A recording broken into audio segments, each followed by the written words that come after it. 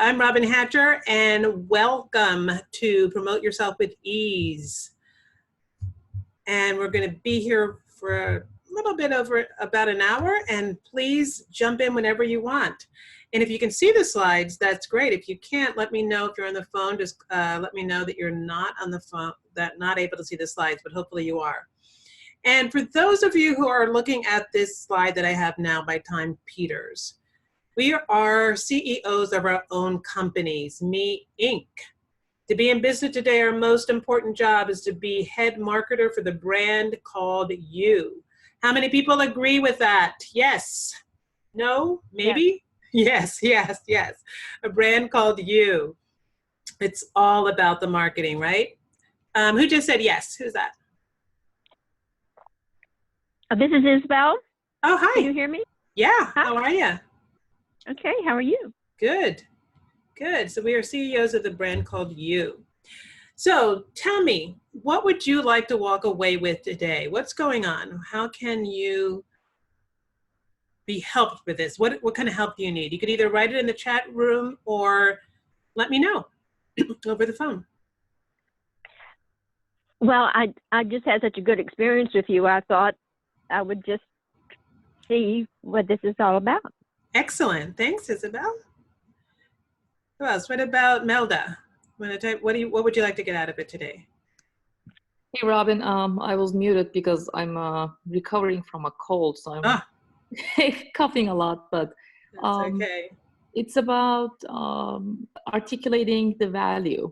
The value that we know we can add, but articulating that in a concise way to the other people so that they can understand, not just through our work, but through making ourselves clear. Exactly. Great, great. Anybody else have some reason? Okay. Maybe the reasons will become clearer as we move on. So a lot of times what people will say to me is, I don't like promoting myself because I feel like it's bragging. Anybody have that same feeling? It's like, oh, I don't want to be braggy. Or, it comes up a lot. So I want you to think about it as in a different way. I want you to reframe what it is about bragging. It's not bragging. What it is sharing. Because bragging is focused on you, and it makes you the whole big important thing. And yeah, why would we want to be a braggart? It's really uncomfortable to listen to, and it's not so cool to be that. But sharing, on the other hand, if you look at that picture, it's like sharing is giving. It's focused on the other person, and it makes that other person important, because what you're doing is you're sharing information that's going to make their lives, their situation, their company, something better. So what you're doing is actually sharing important information for that person to be able to make a more informed decision.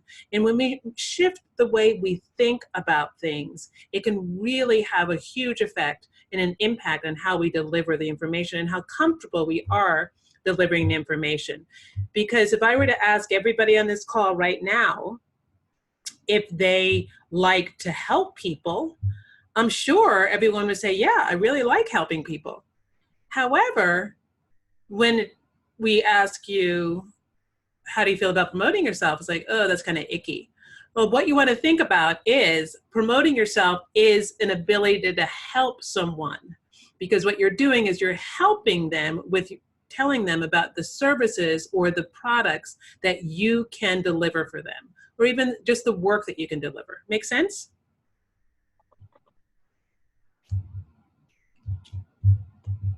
So we're going to reframe this. The other thing that comes up a lot when we think about sharing, or somebody comes up to you at a networking event or in any kind of situation, they say, what do you do? Many times the first answer is what? Your job title. I'm a strategic planner. I'm a marketing strategist. I'm a financial advisor. You know what? You are not your job title.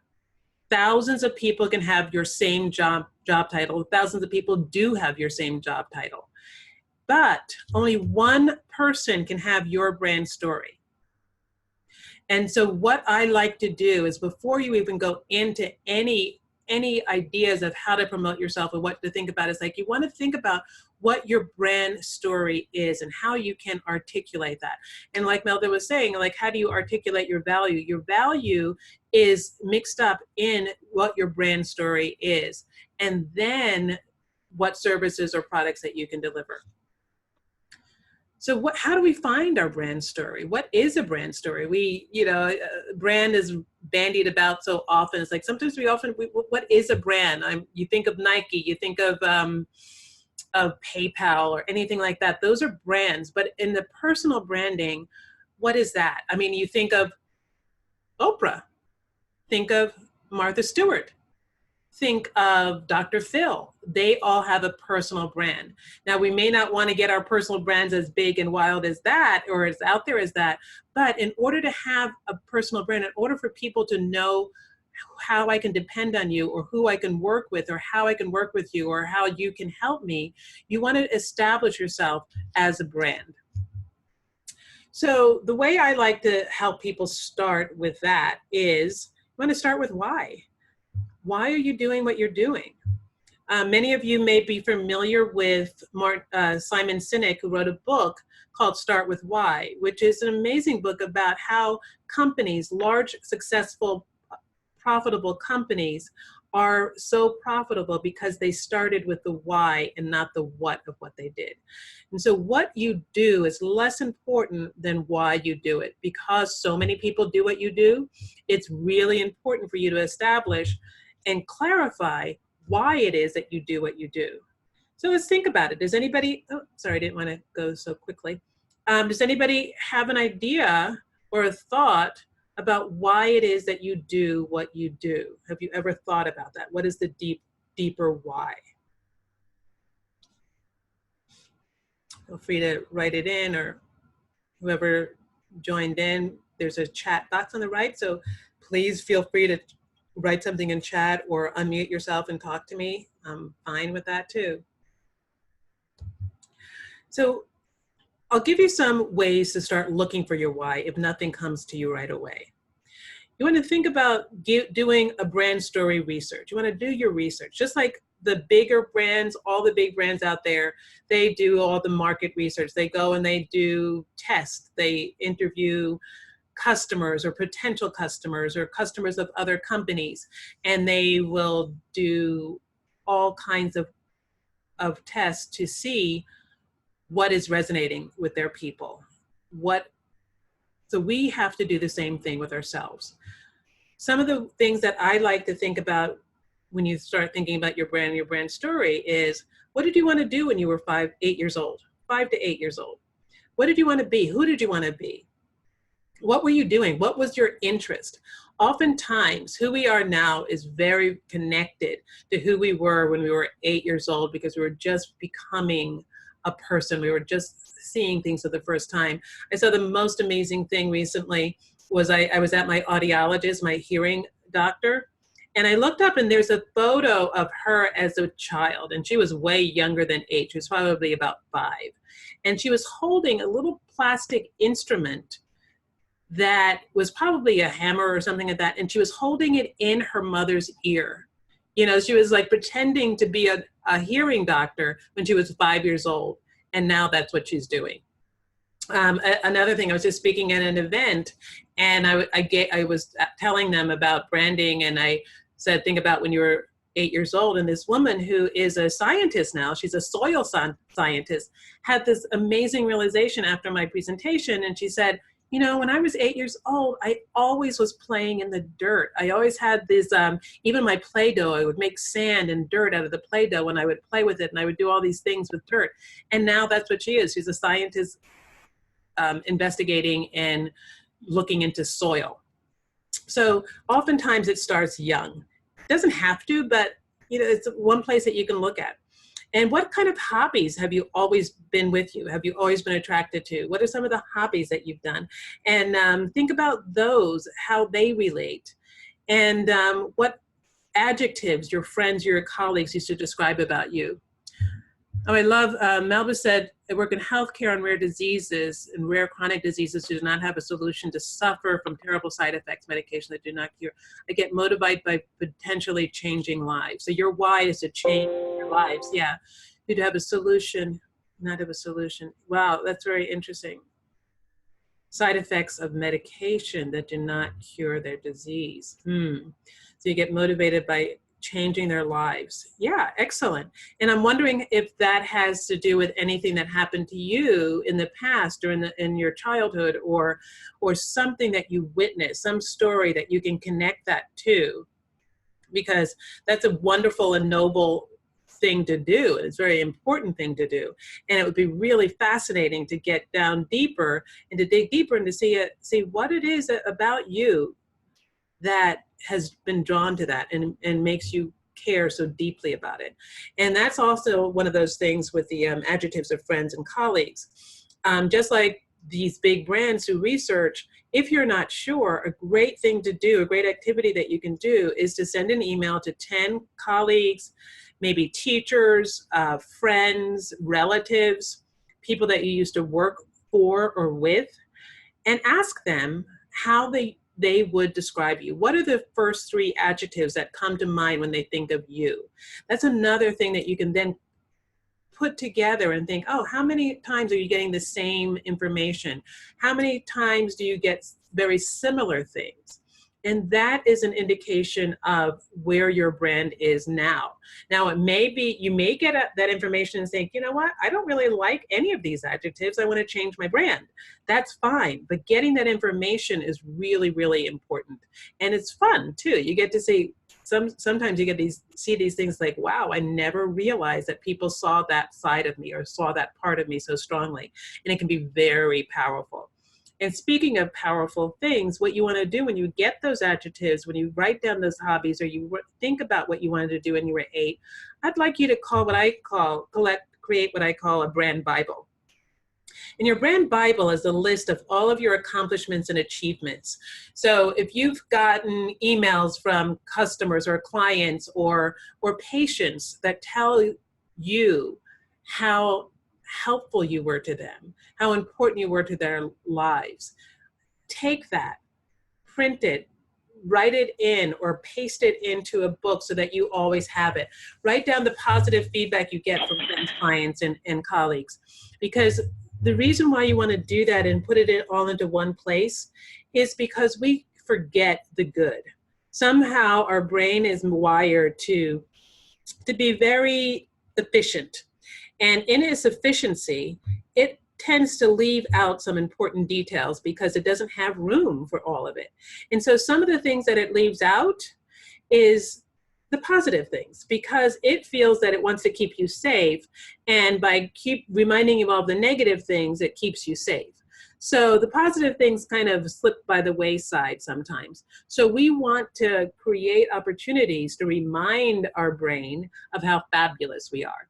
And creating a brand Bible and writing down our accomplishments and acknowledging our accomplishment and reading it and thinking about it on a daily basis, that's something that's going to remind our brain how fabulous we are and make us much more interesting and fun and engaged and value-added person. Make sense? So let me share my brand story. Some of you may have heard it before and maybe not, but my brand story did start when I was a child, and it started probably when I was between 5 to 8, because that's me. That was probably be about 5 or 6 right there.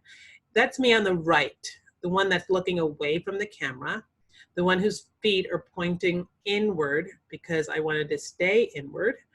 And that on the left, where it says Shai, S-H-A-I, that's the way my mother would sign Christmas cards, because that was my nickname, literally from the time I was 5, probably till I was about 12 or 13. Most of the time, if you were to meet my family on the street, my mother would introduce you to her 2 daughters. And she would say, this is my daughter, Donna. It's her on the left looking right at the camera. And this is my daughter, Shai. And that was me. I was so incredibly shy that I would not speak to anybody who wasn't my immediate family. And some people in my immediate family I wouldn't even talk to. But it was like a straitjacket for me. And then the nickname grew, and it became even harder for me to break out of that shy persona, that shy self. And what I finally did when I was in high school, I said, this is really uncomfortable. So I decided to break out of it. And I went into another high school down the street and auditioned for a play, which is like a crazy thing to do when you're chronically shy to the point where people don't even know your real name. But I knew that I had to do something. And at one point, my mother had tried to get me into acting lessons to try to cure this shyness. And this time I said, okay, let me try it. And it worked to an extent. And now I call it that I've gone from shy to shining. And my brand story starts there because being a shy individual and being so unexpected to communicate and so weak at communication, I am determined, I am on a mission, I am passionate about not having that happen to another living soul. So now what I do is I help people communicate their true selves, no matter what the circumstances. And that's part of my brand story, is like, I don't want another person to be straitjacketed with the nickname of shy or worse, or just being overlooked or overspoken or overtalked or all of that. So that's what is my brand story. And now I can do this for so many other people because I learned so much as being a shy person as well. You know, being shy, I was able to see what other people were doing communication wise and see what was working and what wasn't working. So that's a piece of my brand story, and we all have something that can work. And what happens with my brand story is, like, I can speak to somebody or a large crowd, and 5 years later, people will meet me and say, oh, you used to be shy. Those are the things, the emotional things that people remember. And speaking of that the one thing you want to do when you're stating your brand or communicating your brand is you want to make it emotional. We as human beings respond to emotion more than we respond to logic. So emotion, people engage and take action for emotional and logical reasons, but emotional reasons have more impact. Okay, somebody's making a lot of noise. I'm hoping that they can mute themselves. So emotional reasons have more impact. And I love this quote here, this aphorism: logic tells, emotion sells. So if you want to sell yourself, if you want to promote yourself, if you want to engage with somebody, you want to make it emotional. And emotional doesn't mean like, it's not only these high, low emotions like love and hate and storm and all this stuff, but emotion means that you're touching something that means something to the other person. You're talking about, sometimes just even making money is an emotional thing. How can they make more money? How can they save time? These are emotional reasons that people engage. So how can you make it emotional? And also, how can you make it visual? This quote I love because, you know, Einstein is one of the smartest people that we've ever encountered in humanity. And he said, if I can't see it, I don't understand it. And so for Einstein not to be able to understand something because he can't see it, think of the other humans who may not have his IQ. People need to be able to see what you're talking about in order for them to understand it. And so many times we have people, now I work with a lot of people in financial services or in healthcare or in more complex IT professions, and they start talking about what it is that they do, and I cannot picture it. And if I can't picture it, I'm not understanding it. Now all it becomes is like the Snoopy cartoons, blah, blah, blah, blah, blah, blah, blah. And I'm not getting what it is. And so therefore, I don't know what to do with that information that you're sharing with me. I cannot help you. I cannot take it on. And then I would either have to make the effort to ask a lot of questions, or I can just nod and say, oh, that's nice. You don't want people to say, that's nice. Sometimes it's great to have them ask the questions for sure, but make it so that it's an emotional engagement so that they want to ask the questions, not that they're already confused and have to ask the question. So the big difference there. So I'm going to give you what I call my intromercial, an explanation of an intromercial, which is slightly different from a pitch. When you think about going to a networking event or answering the question, what do you do? We hear the term elevator pitch, elevator pitch, elevator pitch all the time. I don't like the term elevator pitch for several reasons. First of all, it's overused. And when we think of the word pitch, you know, like the brain science behind things is so incredibly important. How we react to words are really important. When you think of pitching, it's not an attractive thing. I mean, this photo on my right, if you can see it, is my actual son, who is a professional pitcher. And right now he can throw a baseball at 93 to 94 miles an hour. Surely you do not want to get hit by that pitch. And therefore, when we're at a networking event or any other kind of event, you don't want to be hit with someone's pitch. So what I like to call it is I like to call it an intromercial, which is a combination of an introduction and a commercial for yourself. You know, we'd like some commercials are really obnoxious, but for the most part, we like listening to commercials. It helps us get some information. And an introduction in a commercial is it's a short and concise description of yourself and your business. And I have some steps that will take you through how to create the pieces of an infomercial. Now I'm going to give you this as like there are 5 steps. Now it doesn't mean that you have to do all those steps all the time, because things need to be given out in doses. I like to call them in appetizer-sized bites. You don't want to dump the whole pitch or the whole infomercial on anyone at the same time. So some of the parts that you will see or what you can put together are these 5 things. And you want to figure out how you can find an engaging, appetizing, delicious way of describing all of these things. Well, first you want to get our attention. Then you want to inform us, state what the problem is or state what problem you solve.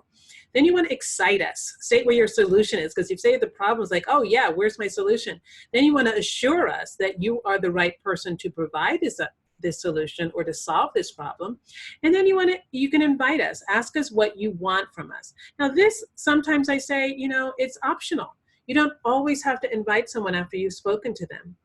However, I encourage you to do either a light or take cards or something like that, because you never know how you can help somebody or who that person knows or who they may introduce you to.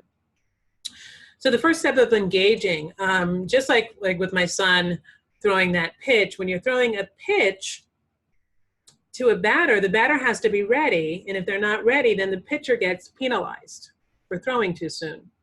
Often we go to events or we talk to people and we start giving them information before they're ready, and we're not penalized. Well, maybe we are penalized by people not listening or paying attention, but I always like to figure out a way to engage your listener before you start with any information. So engaging, now this is specifically for like BNI meetings where you have to stand up and tell people what you do, or the meetings at business offices where somebody says, get up and introduce yourself. Typically what people will do is start saying their name. Your name is one of the most boring things that you can say. How many times have you said your name? It can't have any energy. It can't have any passion. It can't have any engagement factor by standing up and saying, hi, my name is Robyn Hatcher. It just doesn't do it for me anymore. So what you can do instead is one of these 4 things. You can open with a question or a series of questions. You can give a startling fact or a statement or a statistic. You can tell an anecdote or a story, or you can use a quotation. And for example, some of the things that I do is if I meet somebody at a networking event, like if I wanted to start with questions, it could be, how often do you do presentations and for your work? And it's like, oh, really? Then I can say, what I do is I help people with their presentation, their communication, make it stronger, more powerful, more engaging. I can start with a startling fact. Fact is that, did you realize that it could take 7 to 17 visits to undo a negative first impression? My name is Robyn Hatcher, and what I do is I help you make your first impression a lasting one. So that's another way you can start. Or you can start with an anecdote or a story. I can start with my shy story. You know, when I was a child, my literal nickname was Shy. And now I am devoted to helping people go from shy to shining. Or I can use a favorite quotation. What you do speaks so loud, I cannot hear what you say. Ralph Waldo Emerson said that, and I'm here to make sure that what you say gets heard. So think about ways that you can start your introduction, your intromercial, introduce yourself at meetings, so that it's more engaging, so that your listener is ready to hear what else you have to say. Then after you've gotten their attention, sometimes it's really interesting, depending on the event or depending on the person, you can stop right there after you've gotten their attention. Because then it's like, oh, they want to know more. Make them want to know more. Make them ask those questions. However, if you're at one of those other events and you want to keep going, this is the time that afterwards you inform them. You tell us or the listener what problems you're solve, what need that you fill in life, and what your mission or objective is. So either or. Sometimes it's very clear what the problem or the solution is, like a widget. This widget will help your computer run faster. Or the need, I help people speak better. That's something that I do. But sometimes it's a mission or a goal. And so your mission and goal can then be just as informative as these logical facts. And when you're doing that, you can use numbers and examples, use analogies and metaphors. Analogies and metaphors are really, really wonderful things. You know, sometimes I've worked with a financial advisor who decided to say that she was the MacGyver of a certain thing, you know, or I'm like a Swiss Army knife. I can bring all of this up. So it goes back to what Einstein was saying. It gives the people an idea of something to see. As soon as I say Swiss Army knife, you see the Swiss Army knife, and then you think, okay, are you the screwdriver? What do I do with it? What do I need a screwdriver for? Oh yeah, I can use that. So those are the kind of things that you can start thinking about in a way to shape and form your informative message so that we get it right away without so much effort, without so much technical or so much jargon. Okay. Anybody have any questions, just jump in or type in and I'll be happy to take them. So the next part of your infomercial is to excite them. And this acronym here, WIIFT, what's in it for them? This is the portion where you want to talk about what they get. How you're going to change their life, how this solution, this product, whatever, is going to make their lives better, easier, and more enjoyable, more successful. Again, those are the emotional engagements that you want to drip in. And those are ways that you can really excite them to think, oh yeah, I need that. I need that in my life. And it doesn't need to be that hard salesman part that's like, oh, if you work with me, you'll get this, this, this, and I want to work with you to do this, this, this. You could go in for the side door and talk about what other clients have gotten from you. What situations, tell a story about a situation that was really beneficial. Because stories will then get the listener to think, how can I use this person to change my life like she changed that person's life in the story? So those are the kind of things that you can start to use to excite people without hitting them over the head of saying, buy my product or buy my service. How are you making their lives better? Give an example of a client, a story about a client, a story about a situation, or it could be a positive story, it could be a negative story about something that you heard in the news that your service might have been helpful for, but it didn't happen. You know, so those are some of the things that you can work on. And then you want to make sure with the assure part that you're credible. So assuring is really just assuring your credibility, making them feel safe in order to hire you. You can then slip in experiences that you've had, people that you've worked with, some results that you've produced. You know, I remember in 2009 or something, I was working with a financial advisor, and she was able to say that during the financial crisis of 2008, she did not lose one client. So that proved right there that she was doing something right. And so that's an opportunity for the listener to say, oh, wow, she must be really good. So those are some of the assurance things that you could do. You could, again, use the stories and metaphors for that. How can you quantify some of the work that you've done or the people that you've worked with to make you a little bit more credible and make them want to work with you even more because they know what it is that you do? And then there comes the invite part. Tell them what you're looking for and how you can and how to follow up. And like I said, sometimes this can be optional. You can say, you can make it a really light invite. Let's exchange cards. I'd love to keep in touch. That would be a really simple way to do the invitation. You could do it a slightly harder close. I'd love to have lunch with you. Can we exchange emails and figure out a time? Or, you know, so you can really vary it depending on the relationship as you are seeing it. And again, these are not to be just dumped on a person. And one of the things I really advocate is to ask questions before you start to use your intramural, because then you can shape it and put it in a way that's going to be more effective and more engaging for that particular person. And we always think that if somebody asks us, what do? You have to answer right away with, oh, I'm a this. But maybe you don't. You know, it's like, what do you do? It's like, oh, that's interesting. What do you do? Or let's talk. Or find a way to ask a question first before it even gets to that what do you do thing. So you can find out a little bit more about that person so that when it's time to talk about what you do, you know how to arrange it and what information to share with them.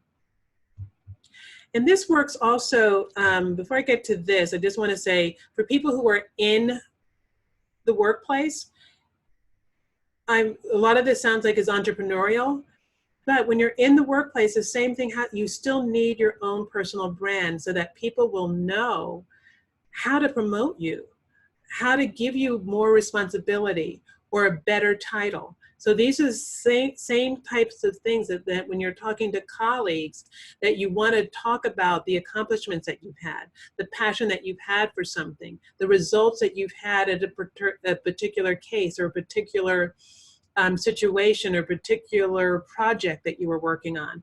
Talk about that is also a way of branding yourself within the workplace. And of course, delivery skills matter. How you say it is just as important as what you say. So you can have the most compelling, engaging, perfectly crafted intromercial, but if you mumble it, or if you use weak body language, weak vocal tone, no one is going to believe you. So this is one of my favorite quotes I will often use to begin my intromercial, is what you do speak so loud, I cannot hear what you say. And that's Emerson. And it's so important because I want to be able to understand what you say and hear what you say. And a lot of times we get in our own way. And how we get in our way, these statistics show. Nonverbal signals have 5 times as much impact as verbal. 60 to 80% of initial opinion is made in less than 4 minutes, the opinion. Body language counts for 60 to 80% in negotiations, and it can take between 2 and 7 seconds to make a first impression. So when the opinion is formed in 4 minutes, the impression is formed in 2 to 7 seconds. And like I said, it can take between 3 and 7 visits to undo a negative first impression. So these are pretty startling facts. And why is that? Is it because human beings are just super judgy and opinionated and, you know, and they comparative and all of that? No, not really. These statistics are important and exist because of the way our brain is formed. Our brains function in the body. Its primary function is to keep us safe and alive. and it does its job as best as it can. And so when you think of the brain, we often think of this as one brain that does everything. But in actuality, the brain is in three parts, what they've discovered. And our first brain is very related to the primitive brain. And sometimes it's called the primitive brain, the lizard brain, all of these other things, because it's the same brain that exists in other mammals that are really just about survival. So when you think of a lizard, the lizard just reacts to what is in front of them. It reacts in either fear or reward. It will go towards you if it thinks that you're going to feed it. It will go away from you if you think it's going to hurt you. It'll change colors if it thinks that you're a predator. So that's our basic brain, and that's what human beings do too. As soon as we see something, we start to have that lizard reaction that says fight, flight, or freeze. And we all have heard that time and time again. It starts with the lizard brain. Then the lizard brain will either want to fight, or freeze, and send that information to what is the monkey brain, which is next. And the monkey brain feels things. So that's where all the emotion comes from. So the lizard might send some information to the monkey that says, oh, this is a little bit scary. The monkey will evaluate that information and say, you're right. The last time somebody came at me sounding like that, it was really bad news. I remember it very clearly. And so all of the monkey brain is going a little nuts right now, and it's starting to create a hormone that is getting stressed, and it creates the cortisol, the stress hormone. And as the monkey gets stressed, it will then tell the thinking brain, chill out, we do not think, I'm going to handle this, and I'm not liking it. And so that's what happens with the human brain, who thinks. But when the monkey brain and the lizard brain have indicated that there is stress or something that's not to be trusted, the human brain doesn't think. So this is important information for two reasons. One is that that's how people are reacting to you. So if you're saying something or doing something that is making them feel threatened, they are not thinking as clearly as they might, because their cortisol has been inhibiting the way that they can think. The other way that it works is that when you are feeling stressed, you are not thinking as clearly as you want to. And so you may not be making decisions that are the smartest, or you may not be doing things that are the smartest. So our job is to really lower these hormones, the negative hormones, and up the positive hormones. Because on the other hand, if the lizard sees something that's absolutely delicious and says, oh man, there's a banana right in front of me, and the monkey says, yes, love bananas, let's go get it, then they're secreting different hormones. They're secreting these feel-good hormones, and the human is like, oh yeah, I'm so happy, I love you, I love what's going on, I'm gonna get that banana. And those are great. Those are great things to have in our corner. So how do we get them in our corner? We want to make sure that the visual is as engaging and as non-threatening as possible. So all these visual elements, the eye contact, the posture, the movement, the gestures, the handshakes, the facial expression, these are all the first line of defense, as it were, when you're meeting somebody. So you want to make sure that they're on point. Sorry about that. Let me go back. Eye contact is essential. If you're not comfortable about it, talk to me. You can look at their foreheads, but make sure that you're looking at someone for at least as long as 5 to 7 seconds, 5 to 10 seconds. Anything longer than that is a little bit much. You want to look away, but you want to have good eye contact. You want to have strong posture and movement. We can talk more about that offline in my workshop, which I hope all of you will look into. But posture is one of the wonderful things of, like, you have this torso, you have this wonderful torso. And when people are seeing your posture being erect and exposed to the point where I'm not folding my arms over my chest, I'm not folding my arms over my lower anatomy. All of these things that are indicating that I'm hiding or I'm closing off from other people is an indicator to the subconscious, the primitive mind, that monkey and that lizard, that says, maybe that person I can have for lunch. They're going to feed my entire family.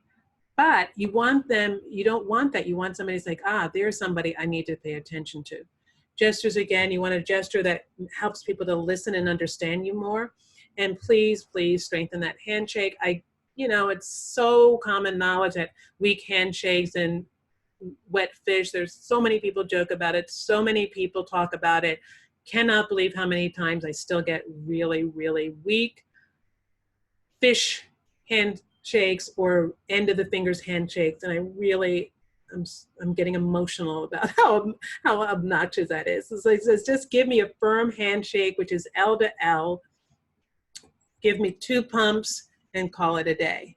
Make sure your face matches your thinking, or mask your thinking, one or the other, because a lot of times we have facial expressions that are not serving us. And of course, wardrobe, that's a whole nother conversation. I'm also a really big proponent and stickler for making sure that you get your voice in order.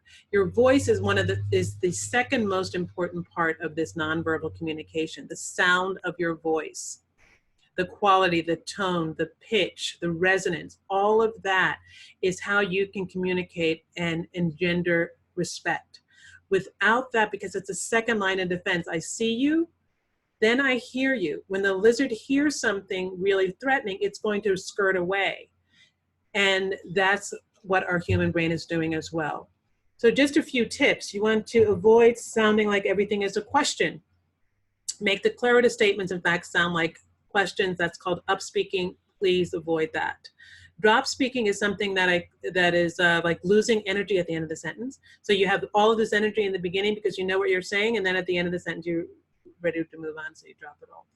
What happens is people really don't hear the end of your sentence, and that energy goes up and down, and it becomes really difficult to stay engaged with you. Whatevering is something that I've coined, and because I hear it at business meetings all the time, and we get into these patterns. You go to a business meeting and people stand up and start to introduce themselves, and they sound like, "Hi, my name is Robyn Hatcher. I've been in business for 17 years. I really like what I do. I'm a communications expert." And so it's like sing-songy thing, and it also sounds like, whatever. I don't really care what I'm talking about. I'm sure you don't care what I'm talking about. So those are the kind of things that can communicate subconsciously that you are not that interesting or interested. So try to get passion and engagement and variety in the tone of your voice.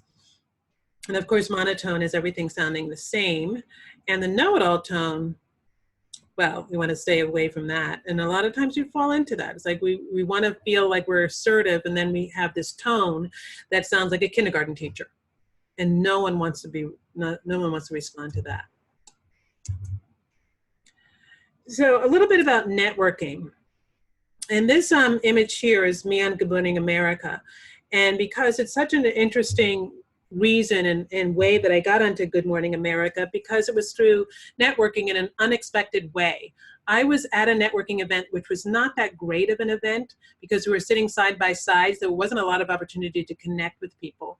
But there happened to be someone talking to a friend of mine who was sitting next to me, and she was talking about fintech. And I happened to just had met someone in the fintech industry. And I said, "Oh, tell me more, what are you talking about with fintech?" And she said, "Oh, my boss is creating a conference and we're looking for people to speak on fintech." And I said, "Well, I just met this wonderful person. Let me share her information with you." She said, "Great." And then she found out what I did, because of which, and she said, "Oh, you know what? You should meet my boss. She's in PR.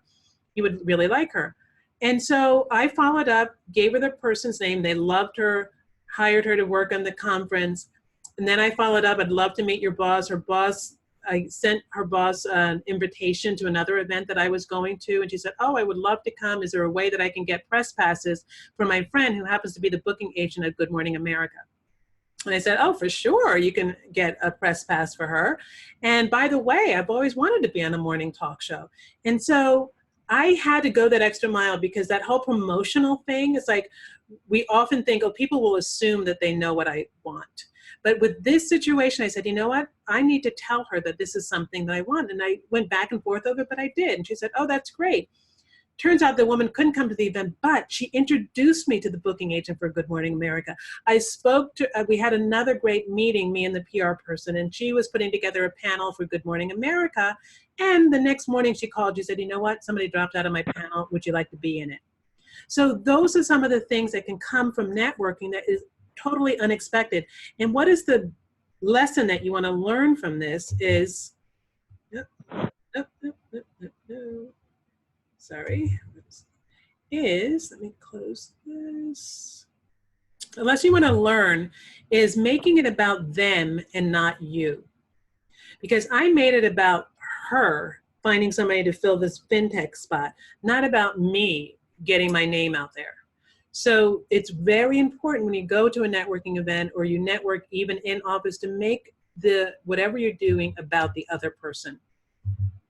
Find a way to do that. And one of the ways that you want to think about going into networking events is to prepare.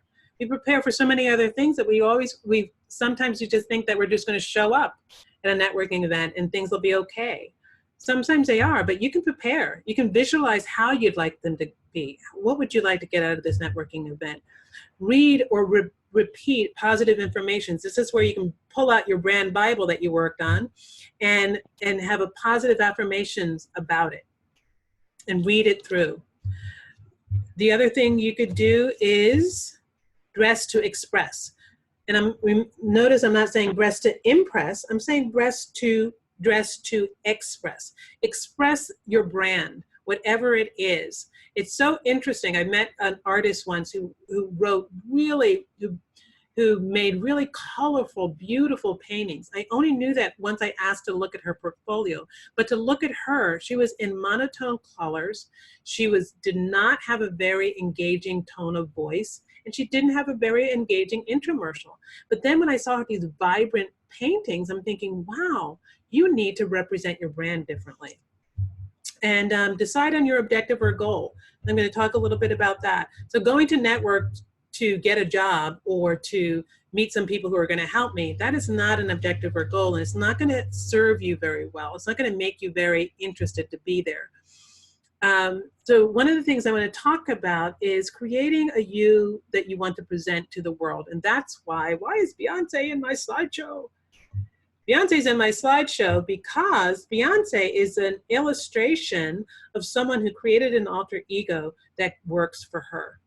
She created Sasha Fierce so that she could go on stage and be fierce. Because in natural life, Beyonce was shy. She's probably changed a little bit by now, but she's typically a shy person and didn't want to be that big in the spotlight. So she created Sasha Fierce who would go on stage for her.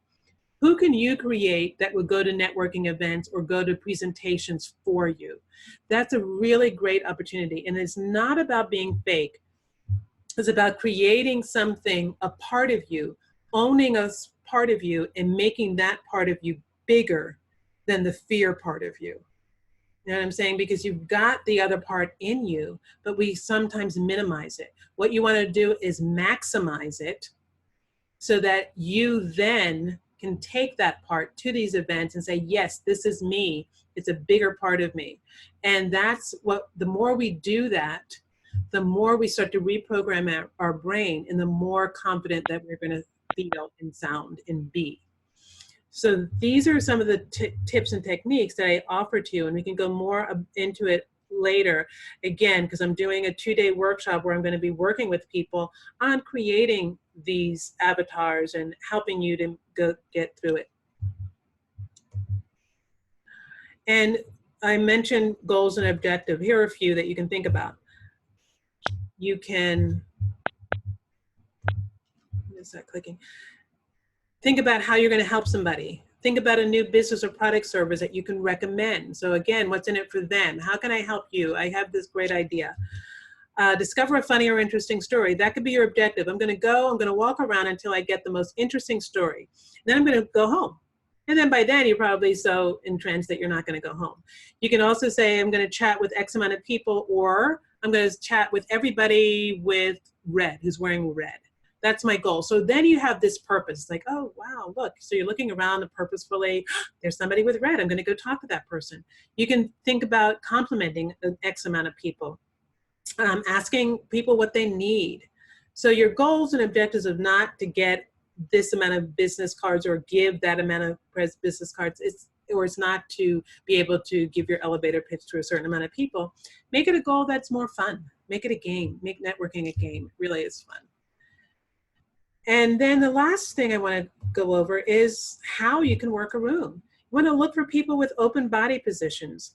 You want to think about, this is what the eyebrow flash is very interesting. When you walk in a room and you flash your eyebrows very quickly, it's not like, not like suggestive, but just like really quick lifting of your eyebrow. It shows some openness, some friendliness, and it's like, and people will take it as a smile, take it as a rapport building thing. People then will probably come to you, or when they see you, they will be more inclined to relate to you.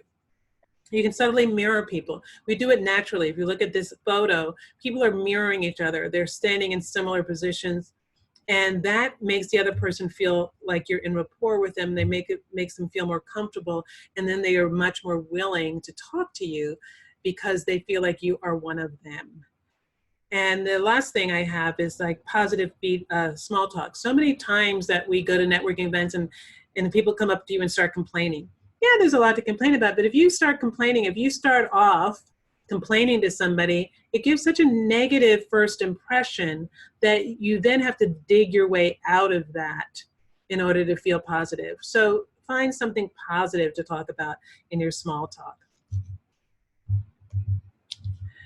So I mentioned this class. I'd love, love, love anybody who's interested from the female persuasion to think about taking this 2-day class, which is October 26th and 27th. I'm going to be digging deeply into the intramural. I'm going to be digging deeply into all forms of communication and public speaking. You're going to be working with like-minded individuals. I have some special guests that you can find out about, and please go to my website. You can find the link to this workshop. I would love to tell you more about it, and if you want to just hop on a phone call with me, you can find out what it's about. Please do. We're going to do, this is all that you'll get in the workshop. Like you've seen this, you've been on with me for 45 minutes, an hour, and some of you have worked with me in the past, and you know how much I give and how much I share and how dedicated I am for you to shift. So if you know anybody else who really needs to make this shift in the way that they communicate, the way they present themselves to the world, please send them my way and talk to me about this upcoming workshop in October. And now, if anybody has any questions, please feel free to put them in the chat room. Oops, sorry. I want to go back to that. Anybody have any questions or comments or thoughts or issues that they would like? Does anybody have an intramural that they might want to try out and get some feedback on? I'm yours for the next 5 or so minutes.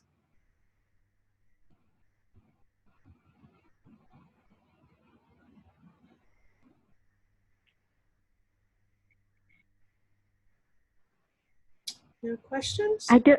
Yeah. I just wanted to say that I thought it was really good and it's thought-provoking, and I wish I had done this. I wish I'd had this last week. I think I could have had an even better speech if I stuck to my brand rather than all these facts. Right. Yeah.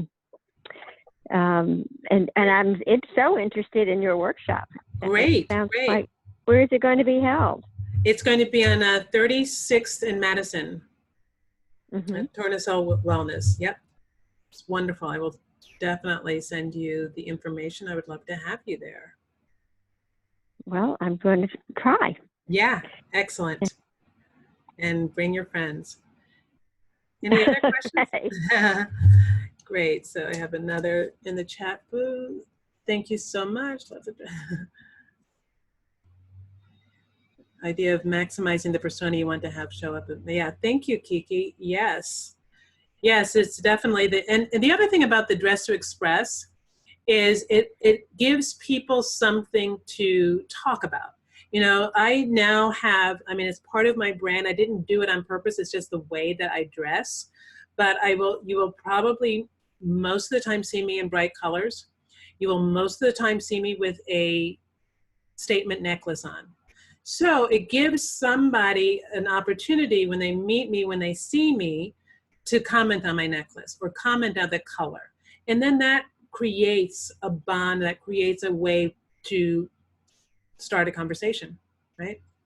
It doesn't have to be big, it doesn't have to be bright, it doesn't have to be that. Some people, like I know a woman who wears a tie all the time. You know, I know a man who wears a bow tie all the time. So it's part of that branding that is going to set you just a little bit apart.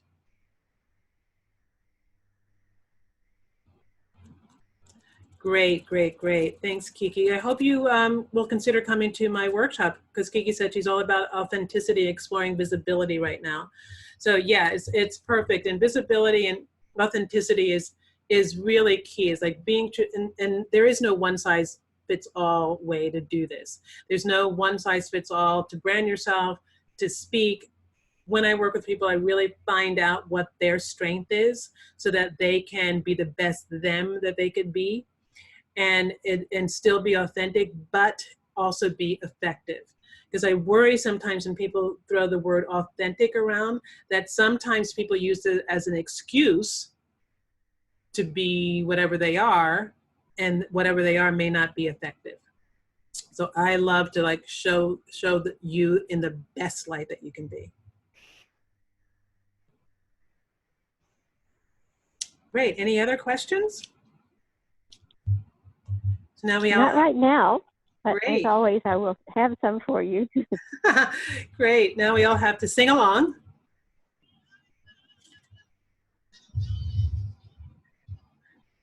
So you have to promise me that you're going to let your light shine.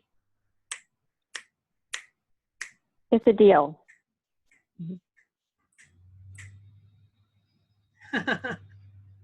Great, great, great. Great. Thank you so much for coming. And I look forward to seeing you in October at my workshop. Okay. Thanks a lot.